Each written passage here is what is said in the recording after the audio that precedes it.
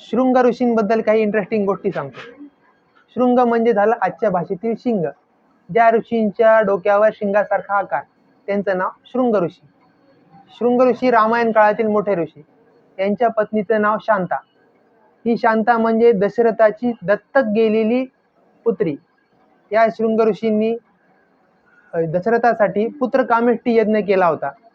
हे अथर्ववेदामध्ये खूप पारंगत होते आणि अथर्ववेद आणि आयुर्वेदाचं नातं आपल्या सर्वांना माहीत आहे. आजही रामायण काळातील या ऋषी पती पत्नीचे आजही भारतामध्ये महत्त्व आहे. आणि कुल्लू हिमाचल प्रदेश या ठिकाणी एक आश्रम आहे, त्या ठिकाणी त्यांचे मंदिर आहे. येथे संतान प्राप्तीसाठी लोक आजही दर्शनाला तिथे जात असतात. तसेच शृंगेरी हे नाव आपल्याला माहीत असेलच. या शृंगेरी जवळ एक महादेवाचं मंदिर आहे. या महादेवाला सुद्धा शिंगासारखा आकार आहे, महादेवाच्या पिंडीला. येथे सुद्धा हे शृंग ऋषी दर्शनासाठी येत असतात. लखीसराय बिहार येथे ठिकाणी सुद्धा यांचे मंदिर आहे. सप्तर्षी नावाचा आश्रम आहे सिहावा या ठिकाणी, कुठे छत्तीसगड येथे. येथे या ऋषींनी समाधी घेतली होती.